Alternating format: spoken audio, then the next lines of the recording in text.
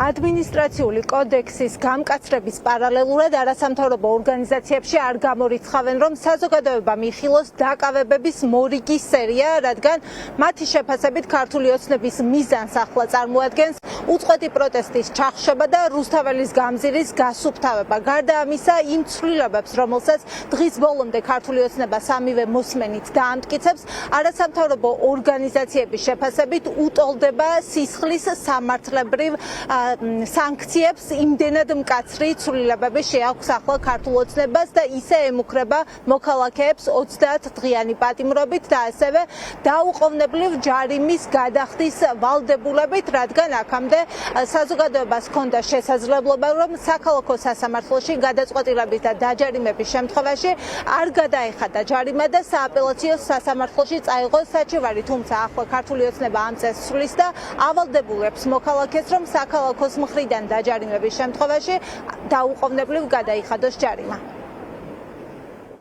გამკაცრებაც არ არის, უფრო შექმნეს ისეთი კანონმდებლობა, რომელიც არც ერთ დემოკრატიულ სახელმწიფოში არ არის. ძალიან დიდი ვადა არის ახლა 30 დღე, 20 დღე და 40 დღე არის ძალიან დიდი ვადა, ამას სჭირდება ძალიან დიდი ინფრასტრუქტურა, რომელიც არ აქვს. ვიცით, რომ არ აქვს, იმიტომ რომ ნოემბრის და დეკემბრის აქციების დროს, როდესაც იჭერდნენ ადამიანებს, ფიზიკურად ადგილი არ ყოფნიდათ და ნუ რეგიონებში უშვებდნენ, მე იქაც არ ყოფნიდათ ადგილი, გვინახავს ასევე იქვე გათავისუფლებული ადამიანი, რომელიც პატრონმა გათავისუფლა და ასე შემდეგ. ამიტომ ხო, ეს ადგილები ბუნებრივია არ იყოფათ ესე მასობრივი დაჭერებისთვის, ალბათ საჩვენებლად რამდენიმეს დაიჭერენ, თუმცა მასობრივი აღსრულებისთვის არ იყოფათ ინფრასტრუქტურა.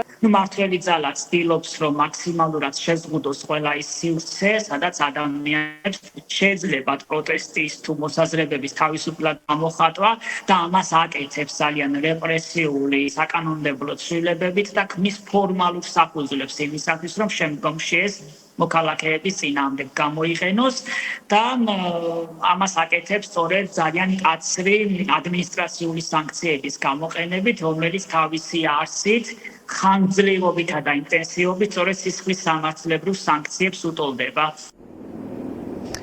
კანონში ცვლილებების ამოქმედების შემდეგ თუ მაგალითად ერთხელ უკვე ჩაიდინეთ სამართალდარღვევა, დაჯარიმდით, არ გადაიხადეთ, მეორედ იგივე სამართალდარღვევა ჩაიდინეთ, უკვე შინაგან საქმეთა სამინისტროს აქვს შესაძლებლობა, რომ თქვენ დაჯარიმების ნაცვლად დაგაკავონ. დღეს ქართული ოცნების დეპუტატებს ჟურნალისტებმა ჰკითხეს, რომ რა ხდება ამ შემთხვევაში, რამდენ ხანში აღასრულებს შინაგან საქმეთა სამინისტრო ამ გადაწყვეტილებას და როდის დააკავებენ მოქალაქეებს, რომლებიც რუსთაველის გამზირზე გამოდის.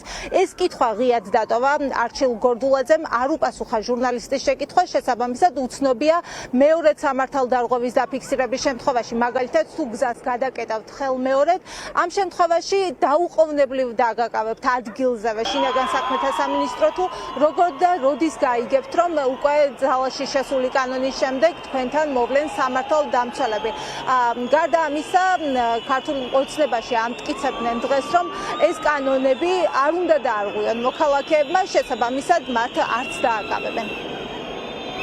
თქვენს კითხვა კი ისე უნდა დასვათ, რომ რამდენ ხანში არ უნდა გადაიხადოთ, თქვენ კითხვა უნდა დასვათ და საზოგადოებასაც უნდა მოუწოდოთ, რომ თავიანთი აზრი, თავიანთი შეხედულებები დააფიქსირონ კანონით გათვალისწინებულ ჩარჩოებში. ამიტომ არის შემოთავაზებული სრულება, რომ ადამიანები, რომლებიც ჯიუტად არ იხდიან